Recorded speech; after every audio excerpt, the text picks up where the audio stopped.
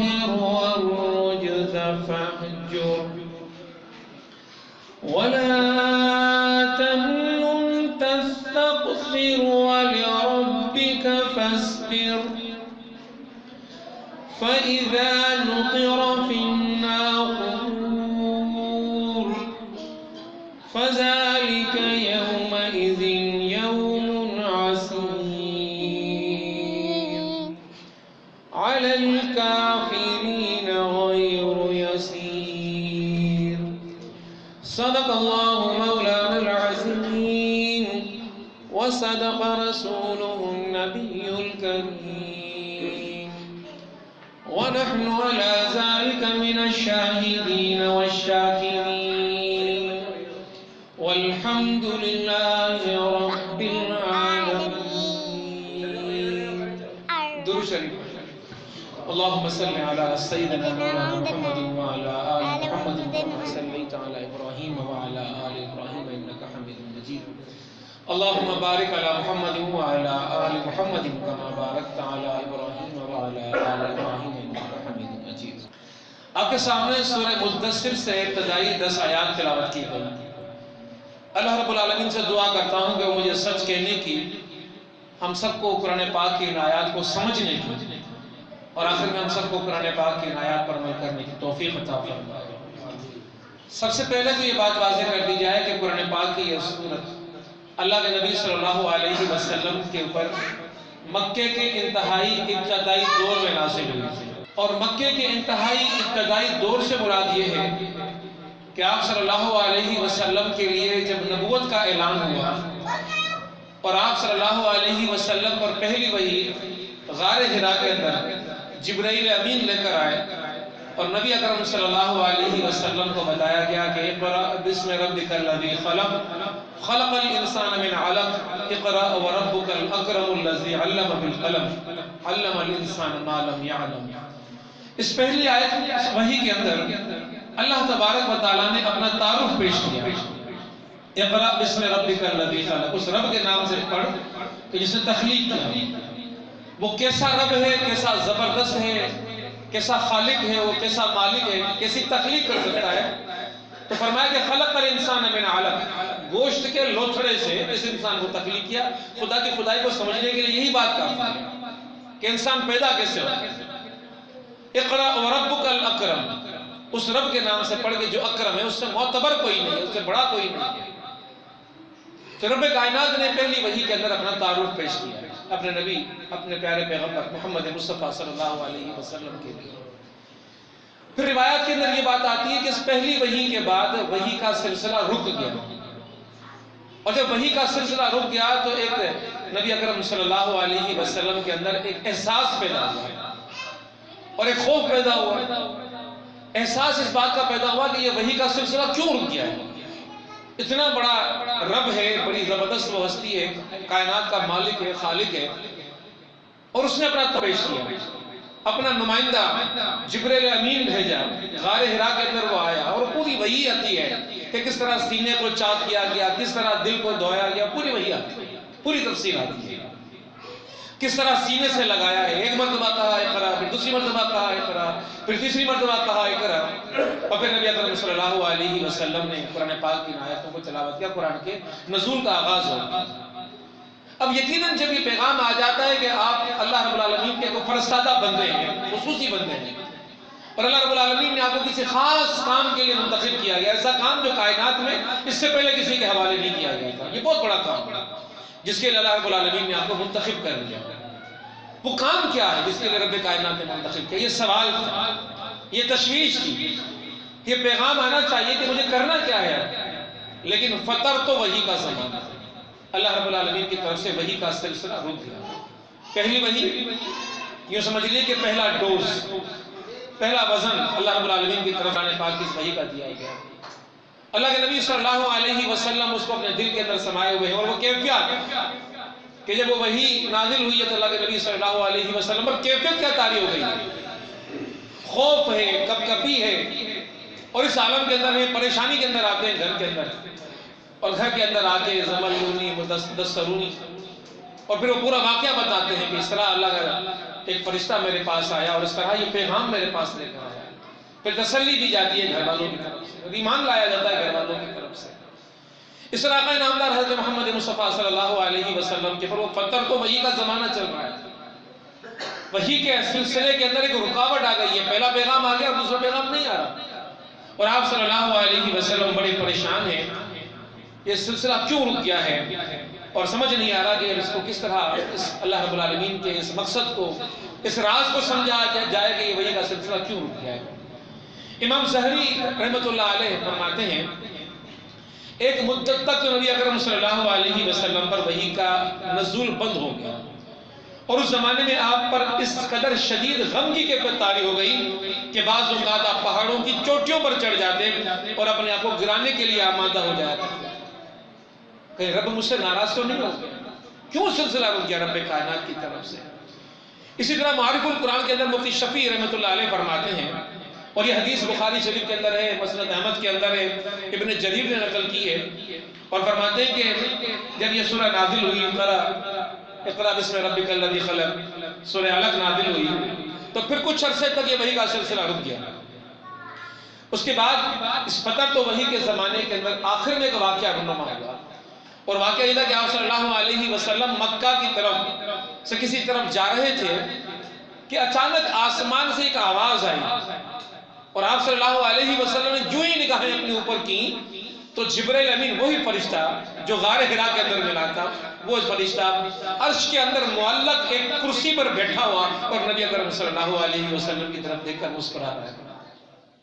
اللہ کے نبی صلی اللہ علیہ وسلم اسی فرشتے کو دوبارہ دیکھ کر ایک دم پریشان ہو گئے, اور پھر خوف وحشت اس غم کی کیفیت کے اندر تیز تیز گھر کے اندر آئے ہیں, اور آ کر چادر اوڑھ لی اللہ کے نبی صلی اللہ علیہ وسلم نے, اور پھر رب کائنات کی طرف سے وہ عظیم الفاظ آقا نامدار کے پر نازل ہوئے ہیں, یا ایھا المدثر قم فانذر وربک فکبر. اسی طرح ایک اور سورہ میں کہ یا ایھا المزمل, اللہ رب العالمین نے پیارے پیغمبر کو یا ایھا المدثر اور یا ایھا المزمل کے ناموں سے پکارا ہے. اور اس مزمل اور مدثر کے الفاظ کو سمجھنا چاہیے. پہلے تو اس کو ہم اس حوالے سے سمجھنا چاہتے ہیں کہ اس طرح کے جو نام ہوتے ہیں جن کو آج کل ہم نک نیمز کہتے ہیں, اور عموماً یہ نام پیار سے کسی کے اوپر رکھے جاتے ہیں, محبت سے کسی کے اوپر رکھے جاتے ہیں, یہ نک نیمز کہلاتے ہیں ہمارے آج کل کی زبانوں کے اندر, اور یہ تب اختیار کیے جاتے ہیں, یہ تب بولے جاتے ہیں کہ جب کسی کے لیے دل کے اندر تاہ محبت ہو, بے پناہ محبت ہو, اور بے پناہ چاہت ہو, تو چاہت کے اندر خصوصی الفاظ زبان سے نکلتے ہیں. تو خصوصی الفاظ ہیں جو محمد مصطفیٰ صلی اللہ علیہ وسلم کے لیے آقا نامدار نے استعمال فرمایا. پھر ایک واقعہ بھی محدثین نے لکھا کہ اسی طرح کی کیفیت ہوئی ہے کہ اللہ کے نبی صلی اللہ علیہ وسلم گھر میں داخل ہوئے ہیں, اور حضرت علی کرم اللہ وجہ, جن کو اپنے چچا سے لے لیا تھا کہ ہمیں یہ بچہ آپ عطا کرنے, ہم اس کی پرورش کرنا چاہتے ہیں, چھوٹے ہیں حضرت علی, بچے ہیں نہیں. جب نبوت کا اعلان ہوا تو 7 سال کی عمر تھی, اس سے پہلے سے عطا ہو چکے تھے, اس سے پہلے مل چکے تھے. تو بچے کھیلتے کودتے دوڑتے تھک جاتے ہیں, لیٹ جاتے ہیں, تو حضرت علی کرم اللہ وجہ کی کیفیت یہ ہے کہ آپ زمین پر لیٹ گئے ہیں اور چہرے مبارک کے پر, گال مبارک کے پر مٹی لگی ہوئی ہے, سوئے ہوئے زمین کے پر. آقا نامدار حضرت محمد مصطفیٰ صلی اللہ علیہ وسلم آگے بڑھے, اور اس موقع پر آپ نے حضرت علی کرم اللہ وجہ کو بھی خصوصی الفاظ سے یاد کیا. اسی طرح کے الفاظ جس طرح کا رمضان کے لیے رب ذوالجلال نے استعمال کیا, یا ایھا المزمل کے الفاظ, یا المدثر کے الفاظ. تو یہ الفاظ اللہ کے نبی صلی اللہ علیہ وسلم کے لیے خصوصی محبت کا ایک اعلان ہے رب کائنات کی طرف سے, یا ایھا المزمل اور یا ایھا المدثر. اب یہ لفظ سمجھنا چاہیے, کیفیت سمجھنی چاہیے, لفظ کو سمجھنا چاہیے کہ لفظ ہے کیا, مدثر لفظ ہے کیا. یہ لفظ دثار سے نکلا ہے, اور دثار کا لفظ کپڑے کے لیے استعمال ہوتا ہے, لیکن یہ وہ کپڑا جو انسان اپنے کسی کپڑے کے اوپر کپڑے کے طور پہ استعمال کرتا ہے. انسان نے اندر بنیان استعمال کی, اوپر سے قمیض پہن لی, یا قمیض پہنی ہوئی اس کے اوپر چادر پہن لی, وہ جو اضافی کپڑا انسان پہنتا ہے اس اضافی کو دثار کہا جاتا ہے. اور وہ کپڑا جو اولین کپڑا جسم کو ڈھانپتا ہے اس کو شعار کہتے ہیں, اس کو شعار کہتے ہیں. تو یہ لفظ وہ دثروا نہیں, یہ وہ کیفیت ہے کہ اللہ کے نبی صلی اللہ علیہ وسلم اس پریشانی کے عالم میں اس فرشتے کو دیکھا ہے جو وحی لے کر آیا تھا. اب وہ کیفیت جو اللہ کے نبی صلی اللہ علیہ وسلم کی بنی ہے, وہ خوف کی کیفیت, وہ وحشت کی کیفیت, وہ پریشانی کی کیفیت, اس کیفیت کو دیکھتے ہوئے نبی صلی اللہ علیہ وسلم کی اس کیفیت کے لحاظ سے رب کائنات نے لفظ استعمال کیا دثرون، یا ایھا المدثر، دثرونی کا لفظ محمد مصطفیٰ صلی اللہ علیہ وسلم نے استعمال کیا کہ مجھے اوڑھا دیجیے، یعنی کہ میرے اوپر کوئی کپڑا ڈال دیجیے، مجھے کوئی کپڑا پہنا دیجیے۔ اس کیفیت کے اندر کہ پریشانی کا عالم ہے، حیران کی سی کیفیت ہے، اس عالم کے اندر ہے کہ کبھی تاری ہے اور خوف تاری ہے، وہی فرشتے کو دیکھا ہے، اس ازل کیفیت کے اندر دیکھا ہے، دوبارہ دیکھا ہے اور بڑے عرصے کے بعد دیکھا ہے، مگر تو وہی کا زمانہ گزر چکا ہے۔ تو اللہ رب العالمین کی طرف سے یہ اعلان، یہ محبت بھرا اعلان اللہ رب العالمین نے محمد مصطفیٰ صلی اللہ علیہ وسلم کے لیے کیا۔ اب اگلی بات سمجھنی چاہیے، اگلی بات یہ ہے کہ رب کائنات نے یہ لفظ استعمال کیا یا ایھا المدثر، اے اوڑھ لیٹ کر لیٹنے والے، یا ایھا المزمل، اے اوڑھ کر بیٹھنے والے، اداؤں کو رب کائنات نے محفوظ کر دیا قرآن پاک کے اندر۔ تو محبوب سے محبت کا ایک اظہار یہ بھی دیکھ لیجیے کہ اس قدر محبت ہے کہ محبوب اگر لیٹا ہوا ہے چادر اوڑھے ہوئے تو وہی کی صورت میں قیامت تک کے لیے وہ ادا محفوظ ہو گئی، اور محبوب کے لیے وہ الفاظ کہ چادر اوڑھ کے بیٹھے ہوئے تو زمل مزمل، متزمل اصل لفظ ہے، اسے مزمل نکلا ہے، تا مدغم ہو جاتا ہے، اس میں زم ہو جاتا ہے، تو یہ مزمل مدثر یہ الفاظ رب کائنات کی طرف سے تا پیار، بے پناہ پیار کے لیے استعمال ہوتا ہے، یا ایھا المزمل۔ اب اگلا لفظ بڑا اہم ہے، دونوں صورتوں کے اندر دیکھیے گا، یا ایھا المزمل انتہائی پیار، یا ایھا المدثر انتہائی پیار، کیفیت کو بتایا جا رہا ہے، اور دونوں صورتوں کے اندر جو اگلا لفظ ہے وہ ہے قم کا لفظ، یا ایھا المدثر قم فانذر، اور سورہ مزمل کے اندر یا ایھا المزمل قم اللیل الا قلیلا، وہاں بھی لفظ قم کا اور یہاں بھی لفظ قم کا۔ تو قم کا لفظ ہوتا ہے کسی فرد کے کھڑے ہونے کے لیے، کھڑے ہو جائیے، یہ لیٹنا چھوڑ دیجئے، یہ بیٹھنا چھوڑ دیجئے، یہ چادروں کو اوڑھ کر لیٹ جانا اور بیٹھ جانا۔ پھر یہاں پر یہ بات بھی آ رہی ہے کہ اس بات کو بھی سمجھنا چاہیے کہ یہ لیٹنا کس بات کے لیے تھا، یہ اوڑھ کر بیٹھ جانا کس بات کے لیے تھا۔ مفسرین اس بات کی وضاحت کرتے ہیں کہ انسان دنیا کے اندر عام طور پر وقت گزارنے کے لیے کوئی وقت نہیں ہے، فارغ وقت ہے، بیٹھ گیا، لیٹ گیا، سو گیا، آرام کر گیا، بے فکری کا عالم۔ لیکن کہتے ہیں کہ نہیں، یہ بے فکری کا عالم نہیں ہے، چونکہ اس فرشتے کو دیکھا ہے کہ جو غار حرا کے اندر آیا تھا وہ دوبارہ آ گیا ہے، اور اس فرشتے نے آ کر محمد مصطفیٰ صلی اللہ علیہ وسلم کے سامنے مسکرا کر دیکھا ہے، معلق دیکھا ہے۔ اب پریشانی کی کیفیت ہے، اب پیغام آنے والا ہے رب کائنات کی طرف سے، کیا کرنا ہے مجھے۔ اور یہ روایت بھی آتی ہے کہ یہ جو واقعہ غار حرا کے اندر ہوا، 40 سالہ نبوت، 40 سال کی عمر میں نبوت کا اعلان ہو رہا ہے، تو اس سے 3 سال پہلے سے لے کر ہر مہینے آقا نامدار حضرت محمد مصطفیٰ صلی اللہ علیہ وسلم 1 مہینے کے لیے، ہر سال 1 مہینے کے لیے اگر وہاں بیٹھا کرتے تھے، غور و فکر کرتے تھے۔ اور یہ غور و فکر کس بات کا تھا؟ یہ غور و فکر اس بات کا تھا کہ خدا کی خدائی، کائنات کا بننا، کائنات کا بکھرنا، کائنات کا درجہ، انسان کی تخلیق، یہ سب چیزیں گواہی دے رہی ہیں کہ اس کائنات کا بنانے والا اور مالک اور خالق و رزقی ہے۔ یہ انسانیت کس روش پر چل پڑی ہے، کس طرح کے اصول انہوں نے اختیار کر لیے، کس طرح کی عبادات انہوں نے اختیار کر لی، کس طرح کے عقائد انہوں نے اختیار کر لیے۔ اللہ کے نبی صلی اللہ علیہ وسلم اس گمراہ انسانیت کی ان گمراہیوں کو دیکھ کر پریشان اور غور و فکر کی کیفیت کے اندر موجود ہے کہ ان کو کس طرح سیدھی راہ پر لے کر آیا جائے، کس طرح ان کو ہدایت کا پیغام دیا جائے، کس طرح ان کو رب سے جوڑا جائے۔ یہ کیسے ممکن ہے کہ اس طرح 365 بت کعبۃ اللہ شریف کے اندر رکھے رہے؟ یہ کس طرح ممکن ہے کہ بیٹیوں کو زندہ قبروں کے اندر دفن کیا جا رہا ہو؟ یہ معاشرے کے اندر اس وقت جو چال اور چلن چلی جا رہی تھی کہ انسان غلاموں کی طرح بک رہے تھے، بازاریں لگی ہوئی تھی جہاں پر مرد اور عورت اور بچے جانوروں کی طرح بک رہے تھے، اور جب بک رہا تھا کوئی انسان تو پھر اس کے تمام کے تمام حقوق ضبط ہو گئے۔ مالک کی مرضی تھی کھانے کو دے، مالک کی مرضی پینے کو دے، مالک کی مرضی ہے سونے دے، مالک کی مرضی ہے کپڑے پہننے کو دے، مالک کی مرضی ہے جو کچھ کرے۔ جانوروں کی طرح کی حیثیت اور کیفیت اس انسان کی ہو چکی تھی۔ یقیناً وہ حالات اس طرح کے تھے کہ ان حالات کے اندر کوئی شخص، کوئی ہستی سکون کی کیفیت کے اندر نہیں بیٹھ سکتی تھی۔ اسی لیے آقا نامدار حضرت محمد مصطفیٰ صلی اللہ علیہ وسلم نے ان کیفیات کے اندر جب یہ پریشانی کی کیفیت تھی تو سوچنا شروع کر دیا تھا۔ تو یہ مفسر بتاتے ہیں کہ چادر اوڑھ کے لیٹنا اور چادر اوڑھ کے بیٹھنا یہ بے فکری بھی نہیں، بے انتہا فکر مندی کی علامت تھی۔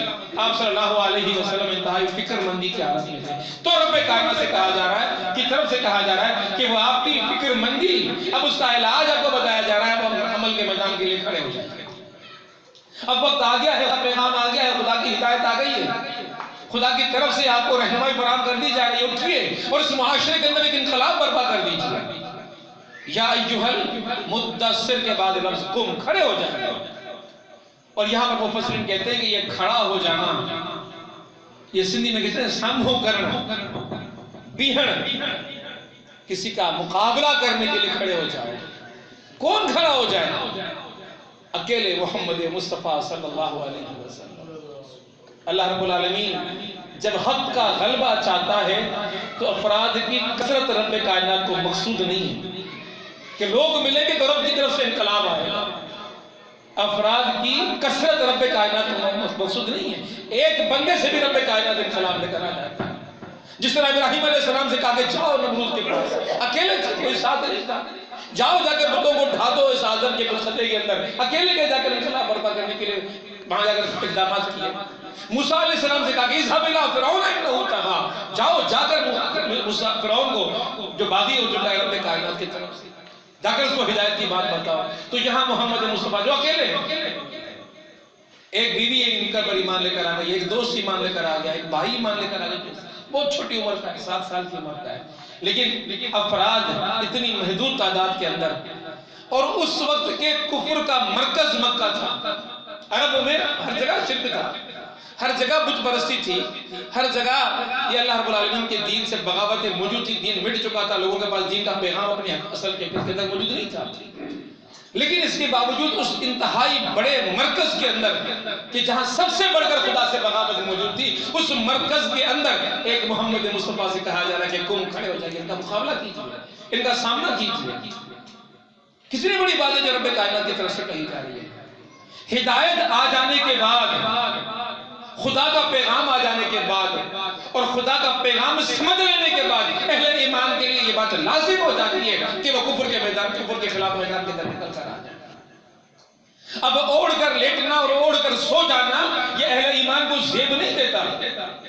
اور یہ بات بھی سمجھنی چاہیے کہ قرآن پاک کی جو یہ آیات ہیں، اس کو قیامت تک کے لیے زندہ اس لیے رکھا گیا ہے کہ قیامت تک کے انسانوں کے لیے پیغام ہے، قیامت تک کے انسانوں کے لیے پیغام ہے۔ کرنے کی جو باتیں آج سے 1400 سال پہلے کے انسانوں کے لیے تھی، آج سے 1400 سال بعد کے لوگوں کے لیے تھی، وہی باتیں کرنے کی باتیں۔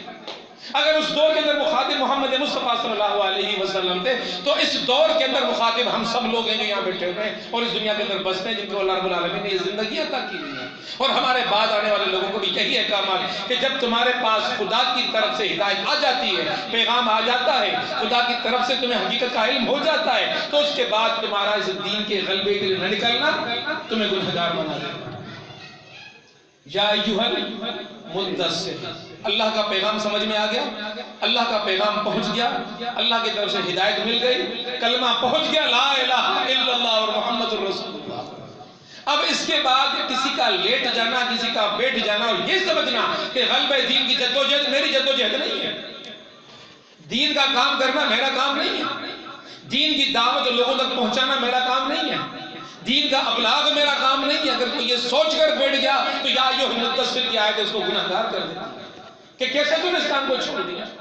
میرا محمد تو اکیلا تھا اس دور کے اندر، کوئی ساتھی بھی نہیں تھا اس کے ساتھ، اور کفر کا پورا غلبہ تھا وہاں پر، لیکن میں نے اپنے اس پیارے اور اس محبوب کو بھی کہا کہ نکل کر کھڑے ہو جاؤ اور جا کر ان کو پیغام پہنچاؤ، جا کر ان سے کہو کہ خدا کا پیغام کیا ہے۔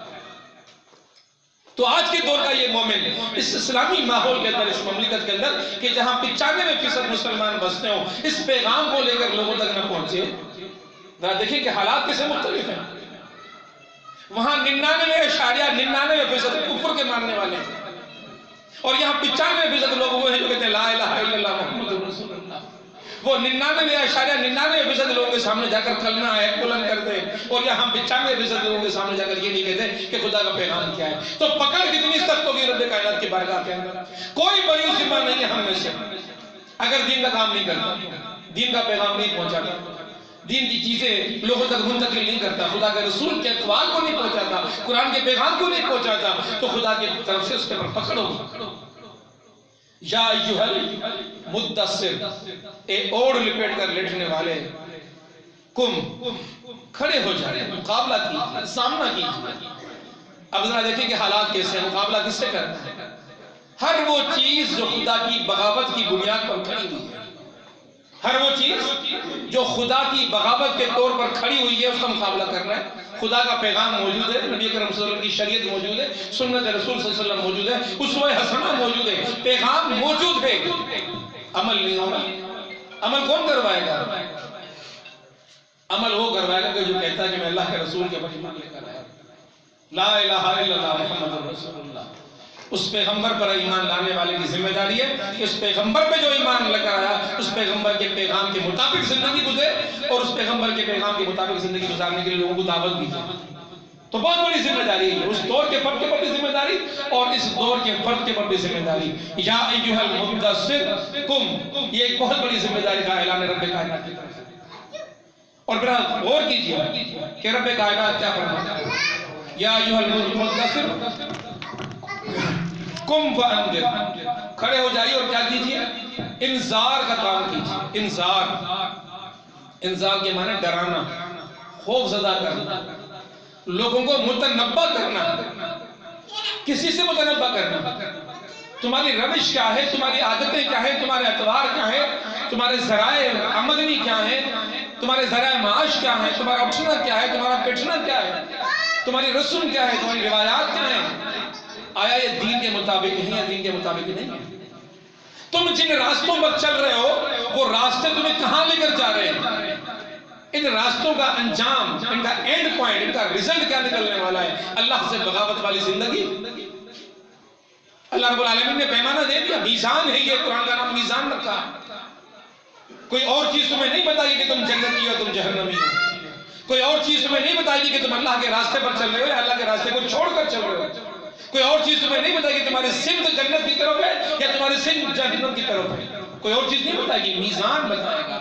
اس کے پر تولا جائے گا تمہیں، اس قرآن کے پر تولا جائے گا، اس وحی کے پر تولا جائے گا کہ اس کے اندر جو احکامات تھے ان احکامات کے مطابق تم نے زندگی گزاری یا ان احکامات کو تم نے رد کر دیا، سائڈ میں رکھ دیا، نظر انداز کر دیا۔ زندگی ان سے ہٹ کر گزارنے کے اپنے فیصلے کر لی کہ نہیں، زندگی میں قرآن کے مطابق نہیں، اللہ کے رسول کے مطابق نہیں، زندگی تو میں اپنی مرضی کے مطابق گزاروں گا۔ اگر کسی نے یہ اعلان کر دیا تو رب کائنات کی طرف سے وہ فرد بڑی ذمہ نہیں ہے۔ اب رب کائنات اس کو اس دنیا کی زندگی میں بھی اور اس آخرت کی زندگی میں بھی اپنے عذاب کا مزہ چکھانے والا ہے۔ تو قم فانذر، اٹھو اور لوگوں کو ڈراؤ۔ اس سے پہلے رب کائنات کہہ چکا ہے اِنَّا سَنُلْقِي عَلَيْكَ قَوْلًا ثَقِيلًا، بے شک ہم آپ کے اوپر قول ثقیل نازل کرنے والے ہیں، ایک بھاری ذمہ داری نازل کرنے والے ہیں۔ کیا ہے وہ ذمہ داری؟ لو انزلنا هذا القرآن على جبل لرأيته خاشعا متصدعا من خشية الله، اس ذمہ داری کو اِنَّا سَنُلْقِي عَلَيْكَ قَوْلًا ثَقِيلًا، وہ قول ثقیل، وہ وحی، وہ قرآن جب ہم نے پہاڑوں پر نازل کرنے کا ارادہ کیا تو ان پہاڑوں نے یہ کہا کہ یہ ذمہ داری ہم نہیں اٹھا سکتے، ہم تو ریزہ ریزہ ہو جائیں گے، ذرہ ذرہ ہو جائیں گے، ہم تو بکھر جائیں گے، اپنا وجود باقی نہیں رکھ پائیں گے۔ اتنی بڑی ذمہ داری ہے اس قرآن کی ذمہ، یہ معمولی ذمہ داری نہیں۔ یہ ذمہ داری اٹھانے سے پہاڑوں نے انکار کر دیا، لیکن اس انسان نے اس ذمہ داری کو اٹھایا۔ لیکن وہ ذمہ داری انسان نے اٹھا تو لی، اس ذمہ داری کا احساس اس انسان کے دل کے اندر ہونا چاہیے تھا۔ وہ احساس اندر کے اندر پیدا نہیں ہو پا رہا، اور اگر یہ احساس انسان کے اندر اگر پیدا نہیں ہو پا رہا تو پھر ذرا دیکھنا چاہیے کہ وہ زندگی کیا تھی جو احساس والی زندگی تھی، جو آقا نامدار حضرت محمد مصطفیٰ صلی اللہ علیہ وسلم والی زندگی تھی۔ یہ ہم سب کا ایمان ہے کہ آقا نامدار حضرت محمد مصطفیٰ صلی اللہ علیہ وسلم وجہ تخلیق کائنات ہیں، آپ نہ ہوتے تو یہ زندگی نہ ہوتی۔ ہم سب کا یہ ایمان ہے کہ اللہ رب العالمین کے پیارے پیغمبر محبوب خدا ہیں، اور کیا ہے محبوب خدا کی وہ حقیقت اور بعدس خدا بزرگ تو ہی قصہ مختصر، خدا کے بعد اگر کسی ہستی کا مقام ہے تو محمد مصطفیٰ صلی اللہ علیہ وسلم کا مقام ہے۔ تو اتنی عظیم ہستی اللہ رب العالمین نے ہمیں ایک پیغمبر کے طور پہ عطا کر دیا۔ اللہ رب العالمین کی طرف سے یہ ہمیں تحفہ مل گیا۔ ہم کتنے بڑے اعزاز والے اس پوری کائنات میں آدم علیہ السلام سے لے کر قیامت تک کہ ہم سے پہلے کی امتوں کو ہم سے پہلے کے انبیاء کو، ان کی امتوں کو محمد مصطفیٰ جیسا پیغمبر نہیں ملا، اور ہمیں محمد مصطفیٰ جیسا پیغمبر مل گیا۔ ہم پر بڑی ذمہ داری ہے، اور رب کائنات نے یہ باتیں صرف ایسی کہنے کی باتیں نہیں ہیں، خدا نے قرآن میں اعلان کیا ہے کنتم خیر امت اخرجت للناس تأمرون بالمعروف وتنہون عن المنکر۔ خدا نے سرٹیفکیٹ دے دیا کہ تم بہترین امت ہو، تم سے بہتر امت آدم علیہ السلام سے لے کر قیامت تک کوئی اور نازل نہیں، تم سب سے بہترین امت ہو۔ اور وہ بہترین امت کیوں ہے؟ اگر اس حقیقت کو بھی سمجھنا ہے تو ذرا ایک حقیقت کو سمجھیے گا کہ محمد مصطفیٰ صلی اللہ علیہ وسلم سے پہلے، ذرا غور سے سمجھنے کی بات ہے، محمد مصطفیٰ صلی اللہ علیہ وسلم سے پہلے اگر اس وقت کے دین کے اندر کمی پیشی ہو جاتی تھی، لوگ دین سے دور ہو جاتے تھے، تو نبی بھیج دیا جاتا تھا۔ اب اگر محمد مصطفیٰ صلی اللہ علیہ وسلم کی امت کے اندر اگر کبھی بگاڑ آئے گا دنیا کے اندر، انسانی زندگیوں کے اندر دین سے دوری ہوگی، تو نبی نہیں آئے گا، یہ نبیوں والی ذمہ داری یہ امت عطا کرے گی۔ تو خدا نے اس امت کو نبیوں والی ذمہ داری عطا کر دی، بہت بڑی ذمہ داری جو رب کائنات کی طرف سے عطا ہوئی، معمولی ذمہ داری نہیں ہے۔ کنتم خیر امت اخرجت للناس، سنت خدا بندی تھی کہ اخرجت للناس کی طرف انبیاء آیا کرتے تھے، نبیوں کو بھیجا کرتا تھا میں نہیں، اب محمد مصطفیٰ کے بعد کوئی نبی نہیں آئے گا، خاتم النبیین ہے، اب نبیوں والا کام یہ امت کرے گی۔ پھر وضاحت کر دی کہ وہ کام کیا ہے، تأمرون بالمعروف وتنہون عن المنکر۔ ان نبیوں کا کام یہ تھا کہ بھلائی کا حکم دیا کرتے تھے، برائی سے روکا کرتے تھے، اب نبیوں والا کام تم کرو، بھلائی کا حکم تم دو اور برائی سے تم روکو۔ تو مشن بتا دیا گیا کہ تمہارا مقصد کیا ہے، مشن کیا ہے، کام کیا ہے، تمہارا سونا کیا ہے، تمہارا جاگنا کیا ہے، تمہاری فکر مندی کیا ہے، تمہارا چلنا کیا ہے، تمہارا کھانا کیا ہے، تمہارا پینا کیا ہے، ہر وقت ہر لمحے تمہیں اس بات کی فکر ہونی چاہیے کہ اللہ رب العالمین کی طرف سے وہ جو نبیوں کو کام دیا جا رہا تھا وہ کام ہمارا کام ہے، ہمیں اس دین کی سربلندی کا کام کرنا ہے۔ اور دیکھیے آقا نامدار حضرت محمد مصطفیٰ صلی اللہ علیہ وسلم یہ قم فانذر کا کام کیسے کر رہے ہیں۔ مولانا ادریس کاندھلوی صاحب نے اپنی کتاب کے اندر یہ لکھا ہے، آپ فرماتے ہیں کہ محمد مصطفیٰ صلی اللہ علیہ وسلم کو ایک صحابی رسول فرماتے ہیں کہ میں نے بھی اسلام قبول نہیں کیا تھا، میں نے بھی اسلام قبول نہیں کیا تھا، میں بھی کفر کی زندگی میں تھا، پھر بعد میں نے اسلام قبول کیا، لیکن میں نے مکے کے بازار ظلم جاز میں محمد مصطفیٰ صلی اللہ علیہ وسلم کو اس حالت کے اندر دیکھا، اس عالم کے اندر دیکھا کہ آپ آگے آگے چلے ہوئے آ رہے ہیں اور آپ کے پیچھے مکے کے اوباش نوجوانوں کا ایک جتھا ہے، گروہ ہے۔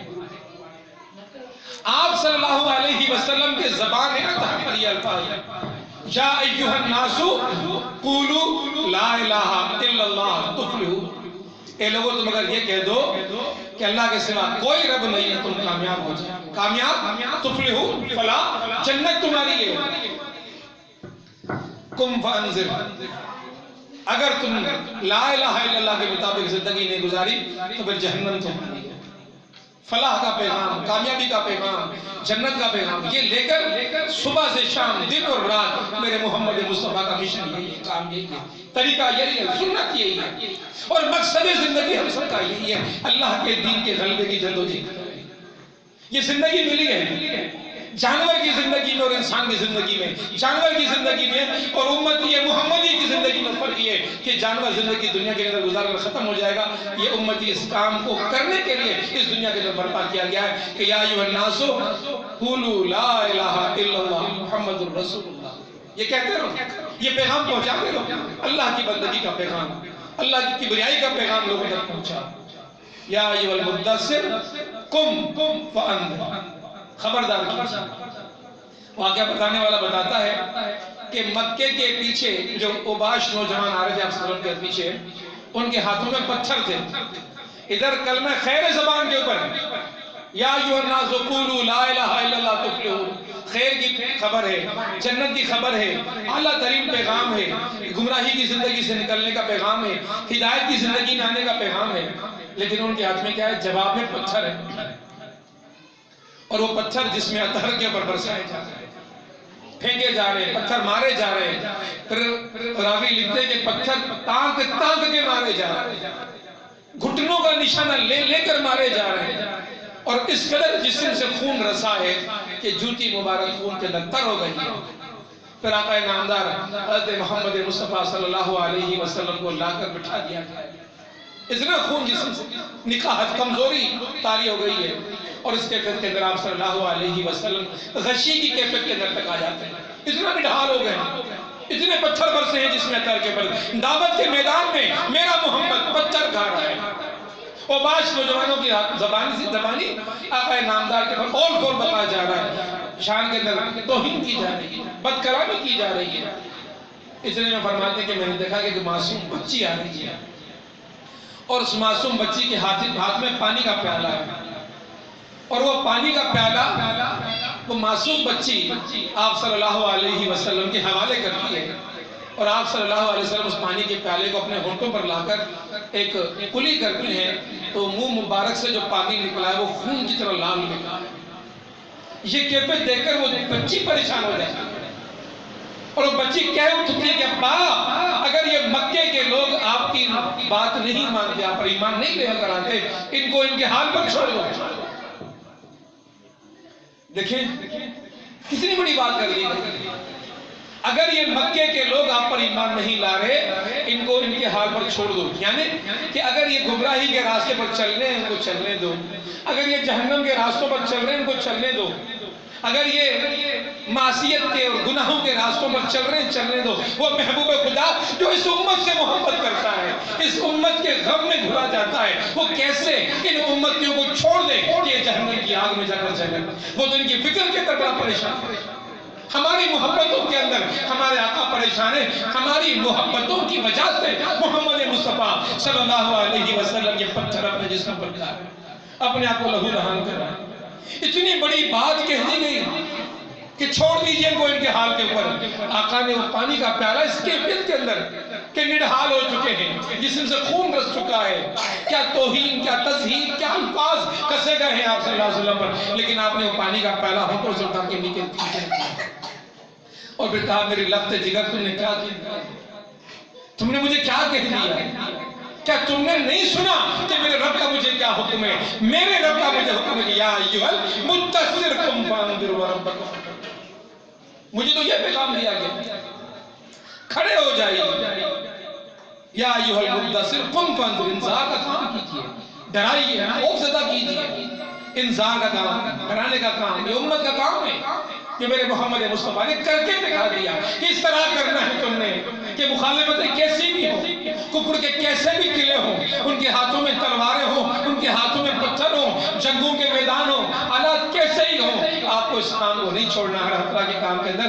اس دین کے ابلاغ کا کام، یہ دین لوگوں تک پہنچانا، خدا سے لوگوں کو جوڑنا، یہ کام تمہیں کرتے ہیں، یہ کام چھوڑنا نہیں ہے، اس امت کے برپا کرنے کا کام یہی ہے۔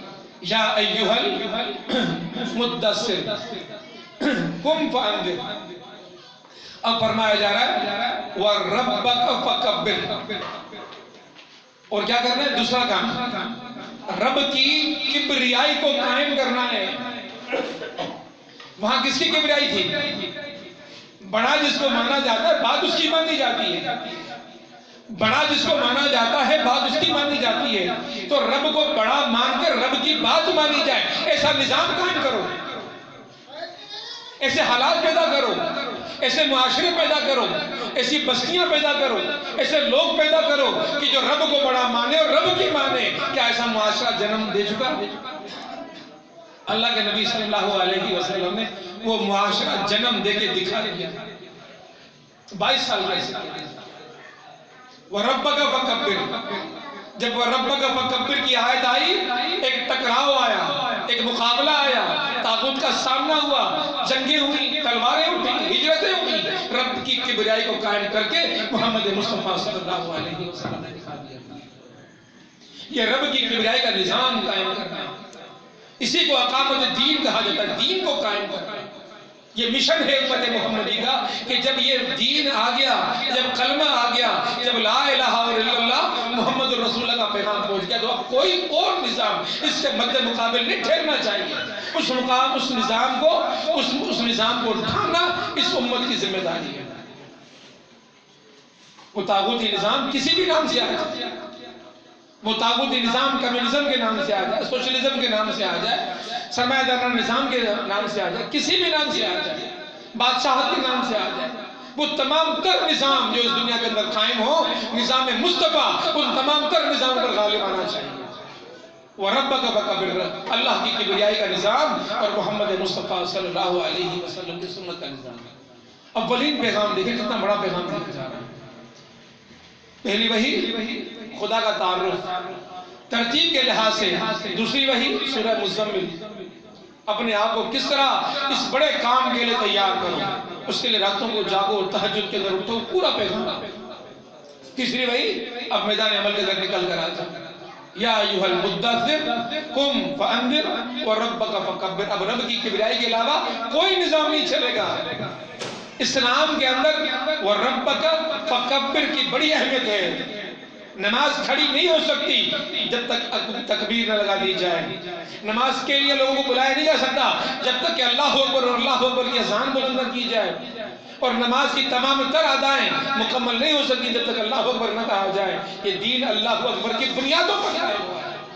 وَرَبَّكَ فَكَبِّرْ، رب کی کبریائی، اپنی زندگیوں کے اندر رب کی کبریائی، اپنے معاشروں کے اندر رب کی کبریائی، اپنے وطن کے اندر رب کی کبریائی، اور پھر پوری دنیا کے اندر رب کی کبریائی کے نظام کو قائم کرنا امت مسلمہ کی ذمہ داری ہے۔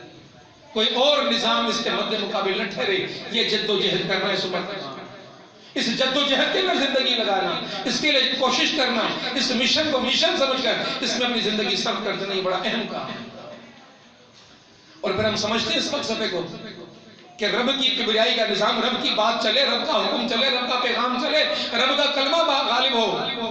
یہ جو نعرہ تکبیر اور اللہ اکبر کی صدائیں بلند ہوتی ہیں، یہ صحابہ کا نعرہ تھا، اہل ایمان کا نعرہ تھا کہ رب کی کبریائی کو قائم کرنا ہے۔ رب کی کبریائی کی جگہ جب یزید کی کبریائی کا نظام قائم کرنے کی بات ہوئی تو امام حسین اٹھ کر کھڑے ہو گئے، حالانکہ ان کے ساتھ بھی اتنے ہی لوگ تھے، چند لوگ تھے، تھوڑے سے لوگ تھے، لیکن امام نے نہیں دیکھا، میرے مولا نے نہیں دیکھا کہ میرے سامنے کتنا بڑا لشکر ہے۔ رب کی کبریائی کو قائم کرنے کے لیے زندگیوں پر کوئی سمجھوتا نہیں کرنا، زندگیاں رہیں نہ رہیں، سر جسموں پر رہیں نہ رہیں، اس کبریائی کی جد و جہد کے اندر خود کو قربان کر دینا۔ یہ کربلا کا پیغام بھی ہے، یہ قرآن کا پیغام بھی ہے، محمد مصطفیٰ کا پیغام بھی ہے۔ بات سمجھ میں آتی ہے اہل ایمان کو؟ آتے سمجھ میں بالکل کہ قتل حسین اصل میں مرگ یزید ہے، اسلام زندہ ہوتا ہے ہر کربلا کے بعد۔ یہ کربلائیں صرف اس دور کے لیے نہیں تھیں، یہ کربلا کے میدان آج بھی موجود ہیں، یہ یزید آج بھی موجود ہے اس دنیا کے اندر، جو خدا کی کبریائی کے نظام کے مقابلے میں اپنی کبریائی کے نظام لے کر اس دنیا کے اندر کھڑا ہوا ہے۔ لیکن حسینی کردار وہ اس یزید کو للکارتا ہوا نظر نہیں آ رہا۔ مختلف چہرے اس یزید نے اختیار کر لیے ہیں، کہیں کوئی چہرہ، کہیں کوئی چہرہ، کہیں کوئی چہرہ، اس چہرے اس یزیدی نظام کے خلاف اٹھنا یہ قرآن کا حکم ہے۔ وَرَبَّكَ فَكَبِّرْ، رب کی کبریائی، کوئی کمپرومائز نہیں ہوگا، کوئی اطاعت نہیں ہوگی، کوئی بیعت نہیں ہوگی یزید کے ہاتھ کے اوپر۔ مقابلہ ہوگا یا اللہ کا نظام یا پھر ہماری زندگیاں قربان۔ یہ پیغام، اس پیغام کے پر جان بھی دے دیں گے۔ سورہ مدثر انقلاب کا پیغام لے کر آ گئی ہے، زندگیوں میں انقلاب کا پیغام لے کر آ گئی ہے۔ اس زندگی کے اندر جو تھکن، جو سستیاں، جو گمراہیاں، لاپرواہیاں، نیندیں اور آسانیاں سب چھوڑو، اٹھو، کھڑے ہو جاؤ، اور جس طرح کربلا کے میدان گرم ہوئے تھے اپنی زندگیوں کے اندر سے انقلاب لے کر آ جاؤ۔ ان انقلابوں کے بغیر یہ رب کا پیغام اپنی دنیا کے اندر قائم نہیں کر سکتے۔ اس انقلاب کے لیے اپنے آپ کو تیار کرو۔ اقبال کہتا ہے کہ جلا لو آتش و برقوں سے آپ پیدا کر، اجل بھی کام اٹھے وہ شباب پیدا کر، تو انقلاب کی آمد کا انتظار نہ کر، جو ہو سکے تو ابھی انقلاب پیدا کر۔ انقلاب پیدا کرنے کا وقت یہی وقت ہے، زندگیوں کے اندر انقلاب۔ سب سے پہلے یاد رکھیے، سب سے پہلے اپنے اندر کے انسان کو شکست دینی ہے، تب تم باہر کے انسانوں کو شکست دے پاؤ گے۔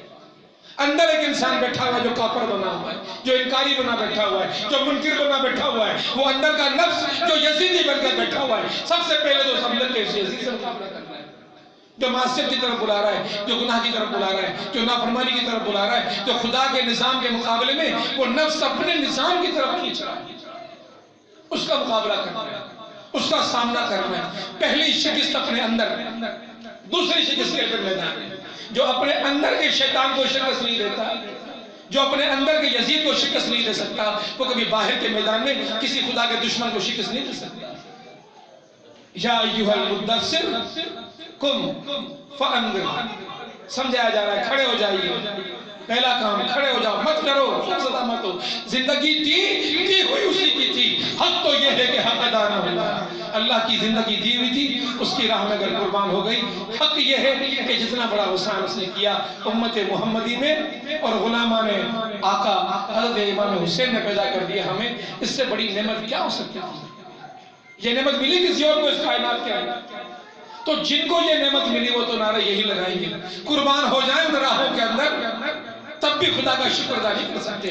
اسی لیے حدیث کے الفاظ ہیں کہ کوئی شخص اگر اللہ کا شکر ادا کرنے کے لیے سجدے میں چلا جائے اور اپنی پیدائش کی گھڑی سے لے کر موت کی گھڑی تک مسلسل سجدے میں رہے، تب بھی رب کا شکر ادا نہیں کر سکتے۔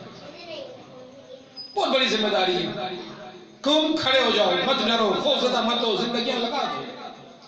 فانذر وَرَبَّكَ فَكَبِّرْ، ڈراؤ رب کی کبریائی کو بلند کرو۔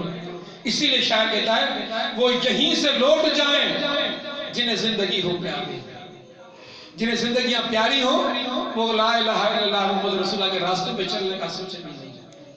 یہ قدم قدم بلائے، یہ سواد کوئے جانا، وہ یہیں سے لوٹ جائیں جنہیں زندگی ہو پیاری۔ ان راہوں پہ چلو گے، آزمائش ہوگی، مشکلات آئیں گی، شیطان آئے گا، نفس کا غلبہ ہو جائے گا۔ یہ قدم قدم بلائیں، یہ سواد کوئے جانا، محبوب کی گلی میں جانے میں بڑا سواد ملتا ہے۔ شیطان محبوب بن کر آئے گا، بڑے مزے لطف دے گا آپ کو۔ یہ قدم قدم بلائیں، یہ سواد کوئے جانا، وہ یہیں سے لوٹ جائے جنہیں زندگی ہو پیاری۔ تو زندگی کے پیار کرنے والے کبھی حسینی قافلوں میں آتے ہی نہیں ہیں، جنہیں مشن سے پیار ہوتا ہے، جن کا ایمان ان جذبوں سے کھول رہا ہوتا ہے، بھڑک رہا ہوتا ہے، ابل رہا ہوتا ہے کہ خدا کا دین خدا کی زمین پر قائم کرنا ہے۔ سرخروئی اسی کے اندر ہے، کامیابی اسی کے اندر ہے۔ اسی لیے رب کائنات نے فرمایا کہ وَرَبَّكَ فَكَبِّرْ، پھر فرمایا کہ وَثِيَابَكَ فَطَہِّرْ، صوب کپڑا، اپنے کپڑے کو پاکیزہ کرو، اپنے لباس کو پاکیزہ کرو۔ اس لیے کہ داعی دین ہو، جب دین بھی دعوت لوگوں میں لے کر جاؤ گے تو سب سے بڑی رکاوٹ، پہلی رکاوٹ تمہارا لباس بنے گا۔ اس لیے کہ متکبرانہ لباس پہن کر جاؤ گے تو غریب مسکین آپ کو بڑا آدمی سمجھ کر آپ سے دور ہٹ جائے گا۔ یہ لباس بھی رکاوٹ بن جاتا ہے۔ میلا کچیلا گدلا، جسے راہبانہ تصور کے اندر ہوا کرتا تھا، جتنا میلا کچیلا لوگ کہتے اتنا بڑا بزرگ۔ یہ اسلام کا پیغام نہیں ہے۔ راہبانہ تصور کو قرآن پاک کی آیت رد کر دیتی ہے کہ جس کے اندر یہ میلے کچیلے کپڑے پہن کر لوگ چلتے رہتے ہیں کہ ہم تو جی بڑے فقیر ہیں۔ اللہ کے نبی نے کبھی میلا کچیلا کپڑا نہیں پہنا۔ وَثِيَابَكَ فَطَہِّرْ، ہمیشہ صاف ستھرا کپڑا پہنا، پاکیزہ کپڑا پہنا۔ کوئی رکاوٹ نہیں بننی چاہیے داعی کی اور دعوت کے پہنچانے کی۔ جس کو دعوت پہنچانے جا رہے ہو اس لباس کی وجہ سے رکاوٹ ہے۔ کوئی بدبو گندے کپڑے آپ کو گدلا سمجھ کر آپ سے دور نہ ہٹے، کوئی متکبرانہ لباس کی وجہ سے آپ سے دور نہ ہٹے۔ کتنی چھوٹی چھوٹی باتوں کی ہدایت دی جا رہی ہے۔ اس داعی کے لیے کچھ ڈریسنگ پروٹوکولز بھی ہیں کہ داعی کا لباس کیسا ہونا چاہیے۔ ہیپی کلچر تھا نا، بڑے بڑے بال، عجیب چست پینٹیں اور شرٹیں ماحول بن کر لوگ دنیا کے اندر چل رہے ہیں۔ داعیانہ لباس نہیں ہے، داعیانہ لباس پہن کر جاؤ جس کے اندر کوئی ایسی چیز نہ ہو کہ آپ کو لوگوں سے دور کر دے، اور اس سے کبریائی کا تصور، بڑا اپن کا تصور آپ کے دنیا کے ذہن کے اندر اترے۔ تو وَثِيَابَكَ فَطَہِّرْ، اپنے آپ کو، اپنے جسم کو پاکیزہ رکھو۔ لیکن معاملہ یہ ہے کہ اس کی اور معنی بھی ہے۔ مفسرین نے ایک اور معنی بیان کیا ہے کہ جب دعوت کا کام تم پر لے جاؤ گے تو غلیظ نظریات بھی معاشرے کے اندر موجود ہوں گے، غلط نظریات بھی موجود ہوں گے، باطل نظریات بھی دنیا کے اندر موجود ہوں گے۔ پھر ہوگا یہ کہ یہ خدا کا پیغام لے کر گیا، لیکن جن کے اندر گیا ان کا پیغام اس نے سنا اور ان کے شرک پر مبنی، غلاظت پر مبنی پیغام کو اس نے حق سمجھ لیا، سچ سمجھ لیا، اپنا دین چھوڑ کے آگے نکل گیا۔ ایسا نہیں ہونا چاہیے۔ اپنے ذہن کو معطر کرو ایمان کی روشنی سے، خدا سے اپنے تعلق کو اس قدر مضبوط کر دو کہ خدا سے توڑنے والا کوئی بھی آ جائے کہ خدا سے توڑنا۔ جن معاشروں میں تم جاؤ گے وہاں پر یہ غلاظتیں موجود ہیں، وہاں برائیاں موجود ہوں گی، بری رسمیں موجود ہوں گی، برے اتوار موجود ہوں گے، برے معاملات موجود ہوں گی، بری رسومات موجود ہوں گی. اپنے آپ کو ان سے آلودہ کر کے مت آنا، اپنے لباس کو صاف ستھرا اور پاک رکھنا. یہ ذمہ داری ہے داعی کی، بڑی نازک ذمہ داری ہے. ہم جاتے ہیں معاشروں کے اندر، ان کی بھانت بھانت کی بولیاں اور زبانیں، گفتگویں، نظریے اور فکریں سن کر ہم خود اپنے نظریے کو کھو کے آ جاتے ہیں. ان کی طرف سے مایوسی کی باتیں ہوتی ہیں. تم کیسے لوگ ہو؟ کیا کرنے آئے ہو؟ کیا ملے گا تمہیں؟ تم تو غالب آ ہی نہیں سکتے. اتنے سالوں سے جدوجہد کر رہے ہو، کیا ہوا؟ کون سا انقلاب آ گیا؟ کون سا تم نے تبدیلی لے کر آ گئے؟ اس طرح کی باتیں مایوس کرنے والی باتیں ہوں گی. لیکن اللہ رب العالمین نے قرآن پاک کے اندر کن کو یاد رکھا؟ جب پورے عیسائیت دنیا سے مٹ چکی تھی، چند نوجوان باقی بچے تھے، اور ان نوجوانوں نے اپنے ایمان کو بچانے کے لیے اصحاب کہف کا کردار ادا کیا. ایک غار کے اندر جا کے چھپ کر بیٹھ گئے، اس معاشرے کی ان گندگیوں سے اپنے آپ کو بچا کر رکھا. تو یہ بچا کر رکھنا خدا کو اتنا محبوب ہوا کہ خدا نے قرآن پاک کی سورہ نازل کر کے ان کا ذکر قیامت تک محفوظ کر دیا. اور دیکھیے ذرا کیسا واقعہ ہے. نہ تلوار اٹھائی، نہ جنگیں لڑی، نہ میدان حمل کے اندر آ کر للکارا اور پکارا اور قربانیاں نہیں جانوں کی. ایمان کو بچانا کتنا بڑا کام ہے. وہ جو نظریے کے اندر پورا معاشرہ تبدیل ہو چکا تھا، رنگ چکا تھا کفر کے نظریے کے اندر، دین کا نظریہ چھوڑ چکا تھا. ایسے حالات کے اندر اپنے آپ کو، اپنے لباس کو، اپنے سوچ کو، اپنے فکر کو، اپنے دل کو، اپنے دماغ کو ان باطل اور غلیظ نظریات سے آلودہ کرنے کے بجائے کنارہ کشی کرنی، خدا نے اتنا ان کو مقرب بنا دیا، محبوب بنا دیا کہ کفر کے اس غلبے سے بھی بچا لیا اور رب کائنات نے قیامت تک ان کے ذکر کو محفوظ کر دیا. تو یاد رکھیے بڑا حکم ہے رب کائنات کی طرف سے، اپنے نظریے کو، اپنے ایمان کو پختہ سے پختہ تر کرتے چلے گا. باطل نظریات کی کاٹ، ان کی فکر کے مطابق سے اپنی سوچ کو پروان چڑھاتے رہو. مکالمے کے میدان میں، عمل کے میدان کے اندر اپنی فکر کو پختگی کے اتنے معیار تک لے کر چلے جاؤ کہ دنیا کے اندر کوئی باطل نظریات تمہارے نظریے کو للکار نہ سکے، تمہیں اس نظریے سے ہٹا نہیں سکتا. وَثِيَابَكَ فَطَهِّرْ کی دو معنی، ایک ظاہری ایک باطنی. ظاہری معنی لباس، دعوت کے میدان میں جا رہے ہو اپنا لباس ایسا رکھو کہ لوگوں کے درمیان اور تمہارے درمیان اس لباس کی رکاوٹ نہ بن جائے. اور دیکھیں کہ کوئی بھی تعارف بعد میں ہوتا ہے، پہلا تعارف ہم کا لباس ہی کرا دیا کرتا ہے. کوئی شخص آئے گا، اس کے لباس کو دیکھ کر یہ فیصلہ کر لے کہ پہلا تعارف یہ بندہ کیسا ہوگا. دوسرا تعارف بعد میں قائم ہوگا، دوسرا تصور بعد میں قائم ہوگا. تو دائیان کا تصور کبھی باطل نہ جائے. یہ بڑا مکروہ ہے، یہ بڑا متکبر ہے، یہ بڑا گدلا ہے، یہ بڑا غلیظ، یہ سوچ نہ چڑھے. دیکھے آنکھیں ٹھنڈی ہو رہی ہیں، دل اس کی طرف راغب ہو رہا ہو، دل اس کے لیے ملنے کو چاہ رہا ہو کہ اس میں ملتے ہو. لوگ دیکھو تو صحیح کون ہے یہ، کیسا ہے یہ. جس طرح مکے میں ہوا کرتا تھا، مکے کے کفار اور مشرکین جا کر کہا کرتے تھے کہ جاؤ، جا کے روکو.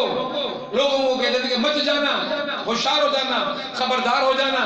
ایک شخص ہے جس کے پاس ایک کلام ہے، وہ پڑھتا ہے اور لوگ گمراہ ہو جاتے ہیں، مت جانا اس کے قریب. لیکن لوگوں کو اشتیاق ہو جاتا ہے کہ محمد کیسے ہیں، وہ محمد کہاں ہے. لوگ ڈھونڈتے تھے ان کو، اور جو ہی آتا ہے نامدار پر نظر پڑتی تھی، اندر کے کفر کے سارے کلٹے جایا کرتے تھے اور لوگ محمد مصطفیٰ پر قربان ہو جایا کرتے تھے. یہ لباس، یہ انداز، یہ گفتگو، یہ چہرہ، یہ لہجہ.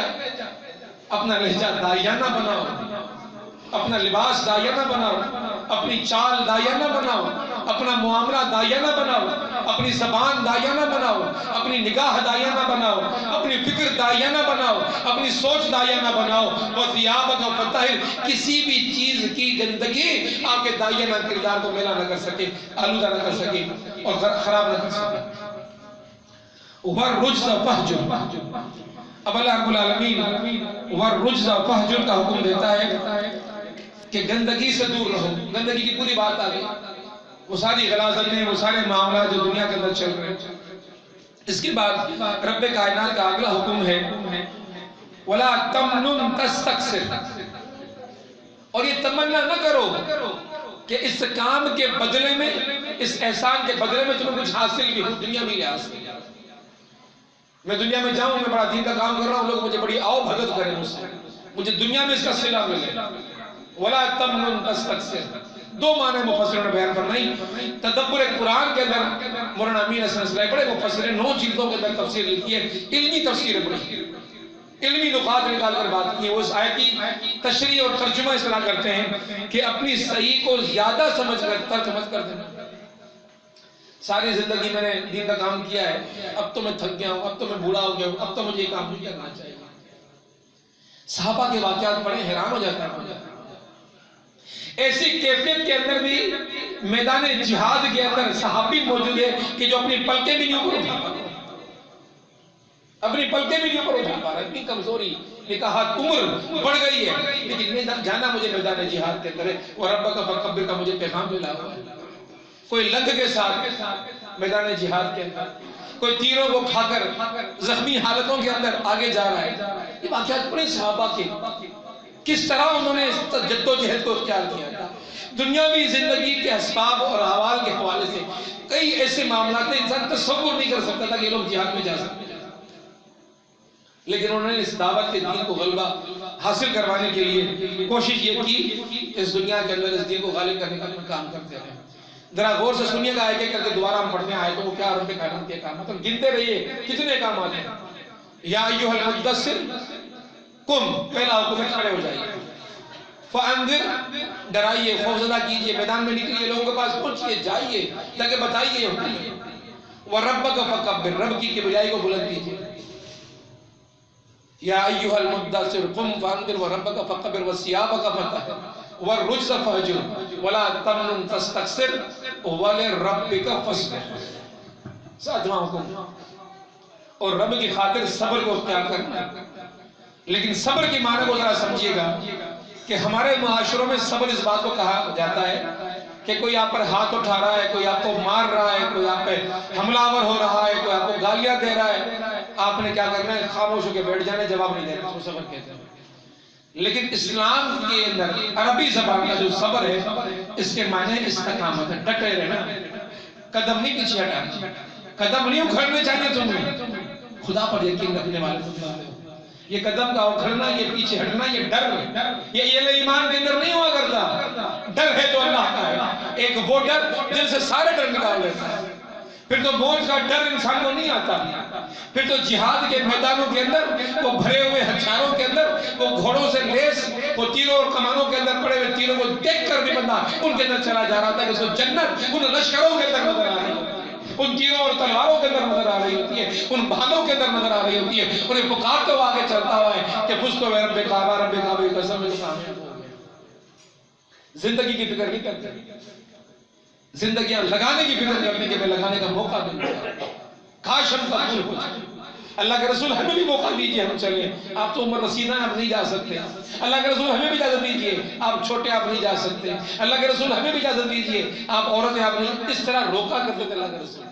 ये जज्बे होते थे सहाबा के दिलों के अंदर, उनकी ईमानी हरारतें कैसी होती थी कि कुर्बान हो जाएंगे तो कामयाब हो जाएंगे, जिंदगी लगा देंगे तो कामयाब हो जाएंगे, कबूल हो गए रब की बारगाह के अंदर जिंदगी तो कामयाबी तो हमारी यही है। अल्लाह के रसूल हमें शरीक होने का मौका दीजिए है। फिर पंजों के बल खड़े होकर अपना कद बड़ा दिखा कर जिंदगी में इजाजत मिलनी चाहिए, जाए और यूं अल्लाह के रसूल की इजाजत में ले लेकर जंगों के मैदानों में सहाबा उतरा और फिर सवाल करते थे। एक अजीब सहाबी अल्लाह के रसूल की खिदमत में हाजिर हुए। अल्लाह के रसूल ने तो उससे पहले ईमान नहीं लाया था, कुफर की जिंदगी में चल रहा था। आज मैं कहीं से वापस लौटा, सैरो सयाहत करता हुआ, शिकार करता हुआ, पता चला कि आपका मुकाबला करने के लिए मक्के से लश्कर आया हुआ है। दिल नहीं मान रहा था कि आपका मुकाबला हो रहा है और मेरे अहबाब, मेरे अजीज आपके पर ईमान लेकर आए और आप तन्हा हैं, कम हैं, थोड़े में वहां पर पहुंचूं। मैं आपके पास आ गया हूँ, ये लश्कर देख रहा हूँ, मेरा दिल चाह रहा है कि आप पर ईमान लेकर आ जाऊं। एक रुकावट है और वो रुकावट ये है कि अगर मेरी जान इस जंग में काम आ जाएगी तो मुझे क्या मिलेगा। अल्लाह के रसूल कि जिहाद दीन के गलबे के लिए, रब्बक फकब्बिर के लिए, अगर तुम इस जंग के अंदर लड़ते हुए मारे गए तुम शहीद हो। और सहाबी तो खुश हो गए कि अगर इस जंग में लड़ते हुए मैं मारा गया तो मैं शहीद हूं। या रसूल खुदा, फिर तो मैं तैयार हूं सौदे के लिए, अगर ये जिंदगी अल्लाह की बारगाह में शहादत की जिंदगी का रुतबा हासिल कर ले। और फिर कहा कि जाता हूँ, लाइन में खड़े हो गए, सफे में खड़े हो गए, तैयार हो गए, जंग शुरू हो चुकी है, खजूरें खा रहे, खजूरें खाते खाते सोचा खत्म करूं फिर जाके लड़ूं। फिर खजूरें खाकर जन्नत की राह में खजूरें रुकावट बनी हुई وہ جنت کی خوشبوئیں مجھے پکار رہی ہیں، وہ کھجوریں وہیں پھینکی، آگے بڑھے اور میدان جہاد کے اندر شریک ہو گئے، کفار کے اوپر ٹوٹ پڑے اور اس طرح لڑے کہ جان کی فکر نہ رہی، کفار کے اندر گھس کر مارتے رہے، ان کو قتل کرتے رہے، جہاں تک کہ ان کے حلق میں آ کر ایک تیر لگا تو حلق سے ایک نعرہ بلند ہوا، فزت برب کعبہ، اے رب کعبہ تیری قسم کھا کر کہتا ہوں کہ میں کامیاب ہو گیا۔ یہ ہے کامیابی کا معیار۔ جان دی ہوئی اسی کی تھی، حق تو یہ ہے کہ حق ادا کرنا، یہ زندگی اس کی راہوں میں لگانا، یہ رب کائنات کا پیغام تقاضا کرنا ہے۔ تو جب تم ان راہوں کے اندر نکلو گے، یہ سوال ہی پیدا نہیں ہوتا، یہ تصور ہی نہیں ہے۔ قیامت تک اور آدم علیہ السلام سے لے کر اہل باطل نے کبھی اہل حق کو گوارا نہیں کیا، اہل باطل نے کبھی اہل حق کو گوارا نہیں کیا۔ جب بھی کلمہ بلند ہوگا تو فرعون میدان میں آئے گا، جب بھی کلمہ بلند ہوگا نمرود میدان میں آئے گا، جب بھی کلمہ بلند ہوگا ابو جہل میدان میں آئے گا، جب بھی کلمے کی سربلندی کی جدوجہد کرو گے یزید سامنے آئے گا تو تمہیں نکل کے اس کا مقابلہ کرنا ہے۔ یہ ممکن نہیں کہ تم ایمان کی بات کرو، تم حق کی بات کرو، تم دین کی بات کرو، تمہارے مد مقابل طاغوت تمہیں بٹانے کے لیے نہ ہے، تو پھر ایسا نہ ہو کہ تمہارے قدم ڈگمگا جائے، پھر ایسا نہیں ہونا چاہیے۔ اپنے قدموں کے اندر استقامت، وَلِرَبِّكَ فَاصْبِرْ، اپنے رب کے لیے استقامت اپنے قدموں میں پیدا کرنا، ڈرنا مت، لرزنا مت، خوفزدہ مت ہونا، لڑ جانا، پھر جانا، مقابلہ کرنا کفر کا، یہ کام تم کرو گے تم رب کے بارگاہ میں کامیاب ہو جاؤ گے۔ اب رب کائنات کا فرما رہا ہے آخری آیتوں کے اندر، فَإِذَا نُقِرَ فِي النَّاقُورِ فَذَلِكَ يَوْمَئِذٍ يَوْمٌ عَسِيرٌ عَلَى الْكَافِرِينَ غَيْرُ يَسِيرٌ۔ اب رب کائنات نے ہدایت دی کہ یہ کرو، یہ کرو، یہ کرو، یہ کرو، لیکن اگر نہیں کرو گے تو کیا ہوگا؟ تو پھر ایک بات کو ذہن میں رکھنا کہ فَإِذَا نُقِرَ فِي النَّاقُورِ، جب وہ ناقور سور بھونکنے والا سور بھونکے گا، فَذَلِكَ يَوْمَئِذٍ يَوْمٌ عَسِيرٌ، وہ جو دن ہوگا وہ بڑا سخت دن ہوگا جب سور بھونکی جا چکی ہوگی، میدان حشر جم چکا ہوگا، برپا ہو چکا ہوگا، تمہاری کتنے چاہو گے؟ عَلَى الْكَافِرِينَ غَيْرُ يَسِيرٌ، جو ان باتوں کو نہیں مانتے، قرآن کو نہیں مانتے، دین کو نہیں مانتے اور کفر کی روش پر قائم رہتے ہیں، یزیدی لشکروں کے اندر کھڑے رہتے ہیں۔ فَإِذَا نُقِرَ فِي النَّاقُورِ فَذَلِكَ يَوْمَئِذٍ يَوْمٌ عَسِيرٌ عَلَى الْكَافِرِينَ غَيْرُ يَسِيرٌ، یہ دن ان کے لیے بڑا سخت ہوگا۔ تو صاحب یہ مفسر فرماتے ہیں کہ ان احکامات کے بعد یہ تنبیہ، یہ قیامت کی خبر، یہ قیامت کا برپا ہونا، سور بھونکا جانا، میدان حشر کا برپا ہونا خدا کی طرف سے تنبیہ ہے، الرٹ کیا جا رہا ہے، بتا دیا جا رہا ہے کہ کمپرومائز نہیں ہے خدا کی طرف سے، یا تو یہ پیغام پکڑ لو، یا ایھا المدثر قم فانذر وربک فکبر وثیابک فطہر والرجز فاہجر ولا تمنن تستکثر ولربک فاصبر، اور اگر نہیں تو پھر انتظار کرو۔ فَإِذَا نُقِرَ فِي النَّاقُورِ فَذَلِكَ يَوْمَئِذٍ يَوْمٌ عَسِيرٌ عَلَى الْكَافِرِينَ غَيْرُ يَسِيرٌ، پھر تو فیصلہ تمہارا ہونے والا ہے، نہیں چھوڑا جائے گا تمہیں، نہیں بخشا جائے گا تمہیں، کھڑے رہیں گے وہ جہنم کے فرشتے منہ کے بل گھسیٹ کر اس جہنم کی طرف تمہیں لے کر جا رہے ہوں گے کہ جس جہنم کی آگ اس قدر شدید ہوگی کہ 100 کوہ میل اتنا دور وہ جہنم کی آگ بھڑک رہی ہوگی، اس کی شدت یہاں پر پہنچے گی۔ اللہ کے رسول نے ایک سر دکھایا کسی جانور کا جس کے اوپر سر کے اوپر گوشت نہیں تھا، فرمایا کہ اس طرح کی کیفیت 100 کوہ کے اوپر ابھی تمہارے جسم ہوگا تو تمہاری کیفیت یہ بن جائے گی، کھال جل جائے گی، ایسی شدید آگ کے مطلب بھیگا جائے گا۔ فیصلہ کر لو کون سا راستہ اختیار کرنا ہے۔ یہ راستہ جو محمد مصطفیٰ نے اختیار کیا، جو صحابہ نے اختیار کیا، جو امام حسین نے اختیار کیا، یہ راستہ اختیار کرتے ہو یا وہ راستہ اختیار کرتے جو یزید نے اختیار کیا؟ اپنی مرضی، اپنا منمانی، اپنی خواہشات کا نظام، اور پھر کیا انجام ہوا؟ دنیا کی بھی رسوائی اور آخرت کی بھی رسوائی۔ صحابہ کرام رضی اللہ تعالیٰ عنہم اجمعین اور ہم میں بڑا فرق ہے، ہم یہ باتیں سنتے ہیں پر کوئی احساس ہمارے اندر پیدا نہیں ہوتا، جسم کمب جی وجن، جسم نکری وجن، کانڈار جی وجن، یہ نہیں ہوتا ہمارے اندر، ہمارے اندر یہ احساس پیدا نہیں ہوتا تھا۔ لیکن صحابہ کے سامنے جب یہ آیتیں نازل ہوئی تو صحابہ کے سامنے صحابہ بڑے پریشان ہوئے، فرمایا گیا ہے پھر کیا ہونا چاہیے، پھر کیا کرنا چاہیے رسول اللہ۔ مسند احمد کے اندر ابن کثیر نے حدیث نقل کی ہے، فرماتے ہیں ابن ابی حاتم نے فرمایا کہ آپ صلی اللہ علیہ وسلم نے فرمایا کہ میں کیسے راحت میں رہوں، کون؟ آقا نامدار فرما رہے ہیں میں کیسے راحت میں رہوں حالانکہ سور پھونکنے والا فرشتہ اپنے منہ میں سور لیے اس انتظار میں بیٹھا ہوا ہے کب حکم ہوتا ہے کہ میں سور پیوں. میں کیسے راحت میں رہوں. کون کہہ رہا ہے؟ آقا نامدار حضرت محمد مصطفیٰ صلی اللہ علیہ وسلم معصوم عن الخطا محبوب خدا. ان کو اتنی فکر ہے جنہیں معلوم ہے کہ جنتیں ان کے لیے بنی ہیں, سدرۃ المنتہا پہ جانا ہے, مقام محمود پہ جانا ہے, جن کو معلوم ہے, بتا دیا گیا زندگی کے اندر, لیکن فکر مندی ہے. اور ایک فکر مندی ہماری ہے, ایک فکر مندی ہماری ہے. ہم اپنی فکر مندی کو دیکھیں اور آقا نامدار کی فکر مندی کو دیکھیں. کیا فرماتے ہیں دوبارہ سنیے گا.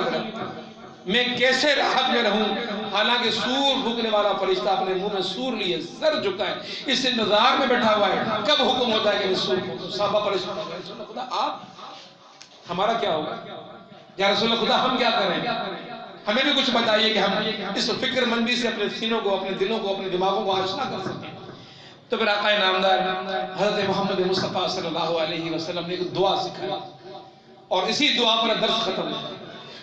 ایک دعا سکھائی, اس دعا کو اپنی زندگی کا وظیفہ بنا لیجیے.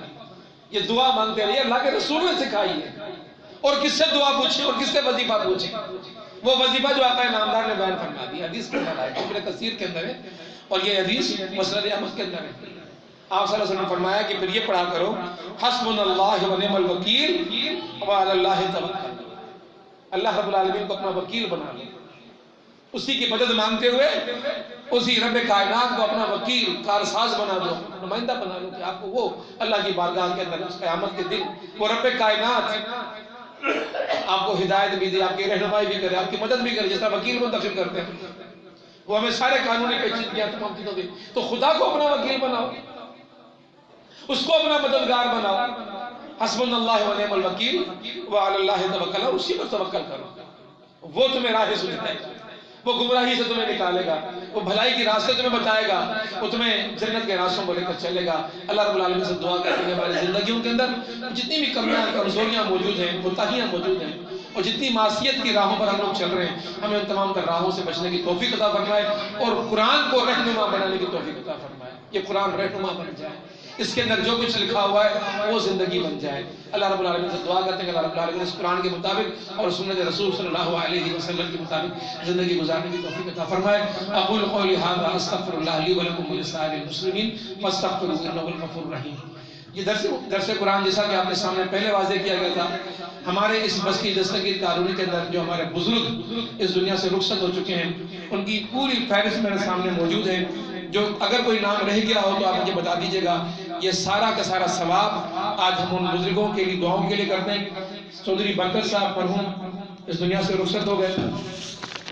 اس کے بعد چودھری محمد الیاس صاحب, نواب عبد القادر لغاری, نواب عبد الجبار لغاری, نواب عبد الکریم لغاری, محمود حسین شیخ صاحب, سید محمد سعید شاہ صاحب, محمد الیاس وارث پیرزادہ صاحب, فدا حسین میمن صاحب, نواب محب علی خان صاحب, نواب ڈاکٹر عبد الکریم نورانی صاحب, فاروق احمد میمن صاحب, عبد الرزاق انصاری صاحب, سید کامل شاہ صاحب, علی نواز شیخ صاحب, سید علی اکبر شاہ صاحب, سید دلدار علی شاہ صاحب, عبد الرحیم شیخ صاحب, نواب علی مردان تالپور صاحب, لال بخش بن صاحب, علی نواز رن صاحب, عبد الجبار شیخ صاحب, اللہ ڈنو میمن صاحب, اعظم چاندیو صاحب, رضوان وڑائش صاحب, نواب عمران تالپور صاحب, عبدالحق نعیم صاحب, سید غلام حسین شاہ صاحب, عبد الحسین خواجہ صاحب, اور یہ صاحب ڈنو در صاحب, علی شیر در صاحب, مشتاق علی خواجہ صاحب, عبداللطیف شیخ صاحب, نصیر احمد میمن صاحب, اللہ ڈنو میمن صاحب, حاکم علی گیریو صاحب,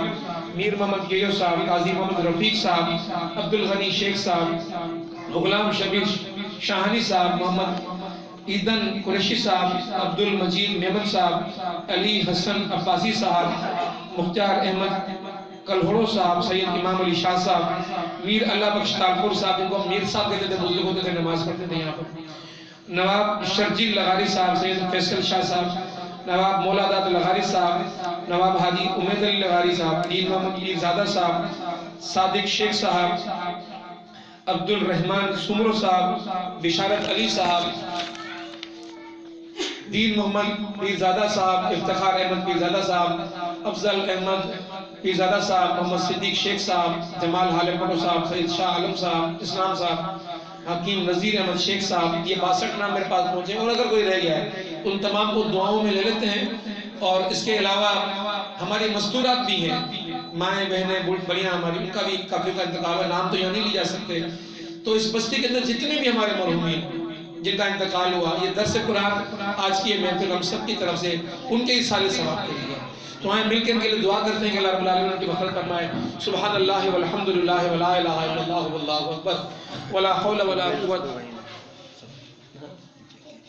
جگہ فی میں اچھے چکے ربنا ظلمنا انفسنا وان لم تغفر لنا وترحمنا لنکونن من الخاسرین۔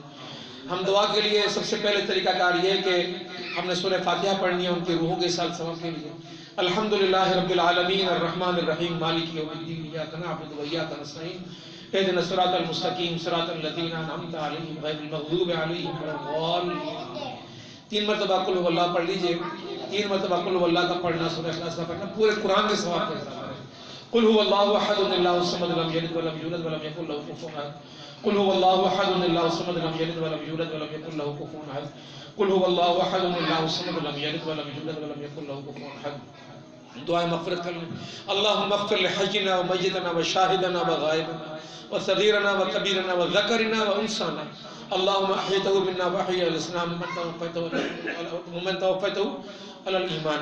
یا رب ذوالجلال ہمارے جتنے بھی بزرگ یہاں سے اس دنیا سے رخصت ہو گئے، خواہ مرد ہوں عورتیں ہوں، جوان ہوں بوڑھے ہوں، مرد لڑکے ہوں لڑکیاں ہوں، جو بھی یہاں سے گزر چکا ہے یا رب ذوالجلال تیری بارگاہ میں پہنچ چکا ہے، یا رب ذوالجلال تو اس سے درگزر کرنا، ان کی تمام معصیتوں کو گناہوں کو نافرمانیوں کو معاف فرما، یا رب ذوالجلال ان کی ارواح کو سکون کی حالت میں فرما، ان کی قبروں کو یا رب ذوالجلال تو ان کی قبروں کو نور سے منور فرما، ان کی قبروں کو جنت کے گہواروں میں سے گہوارہ بنا، یا رب ذوالجلال اے پروردگار آقا نامدار حضرت محمد مصطفیٰ صلی اللہ علیہ وسلم نے ان قبروں کے بارے میں فرمایا اور انگلیوں میں پیوست کر کے فرمائیں کہ یوں ہڈیاں پسلیوں میں گڑ جاتی ہیں جو جہنم کی قبریں ہوتی ہیں، یا رب ذوالجلال ایسی تنگ قبروں سے ہمارے ان بزرگوں کی ارواح کو بچانا، یا رب ذوالجلال میرے پیارے پیغمبر نے فرمایا کہ جہنم کے بچھونے ان کی قبروں کے اندر ڈالے جاتے ہیں کہ جو جہنم کے لیے منتخب ہوتے ہیں، یا رب ذوالجلال جہنم کے بچھونوں سے ہمارے ان بزرگوں کی ارواح کو بچانا، یا رب ذوالجلال جب مرنے لگتا ہے مرنے والا تو میرے پیارے پیغمبر نے فرمایا کہ آسمان سے فرشتے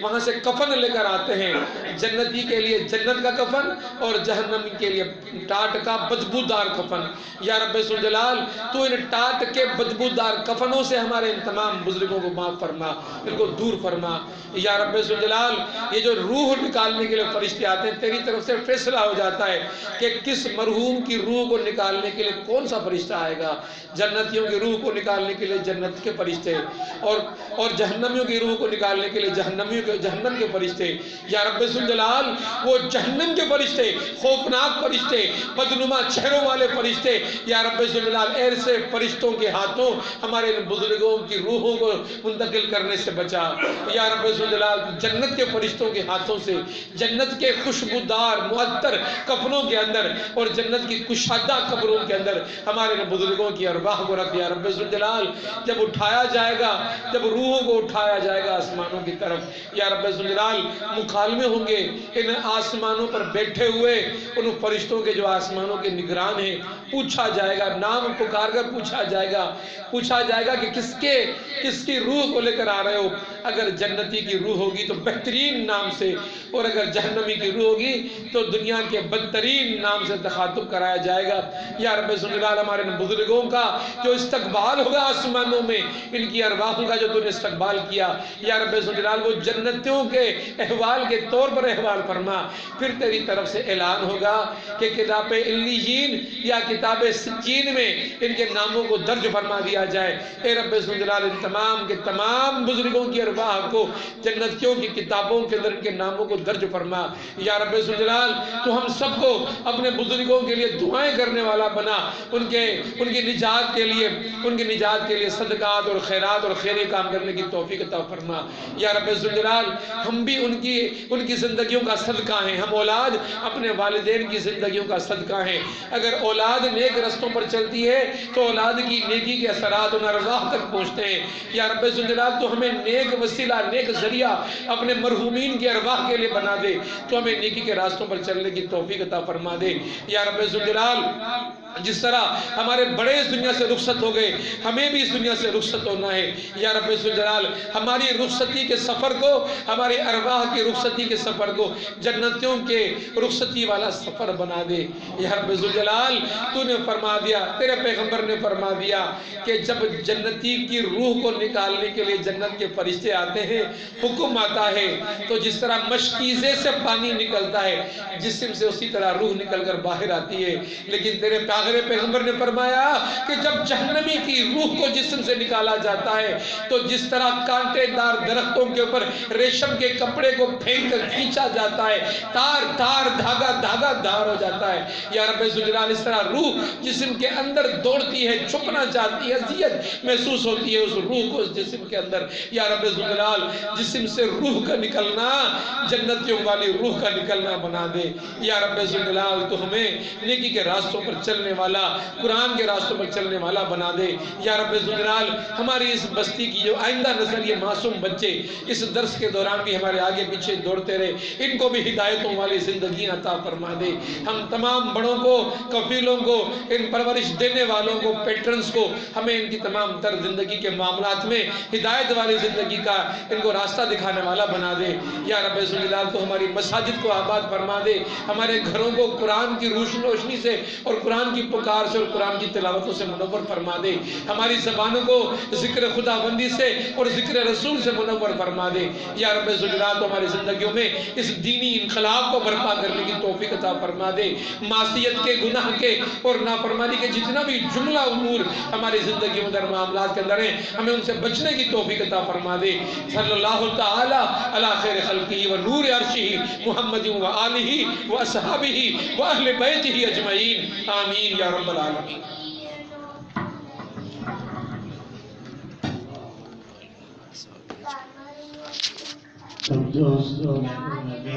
مانی جو بندوبست ہے کہ رات کو کھائی کو جو سجی وڈی مہربانی جنہاں دی شرکت کئی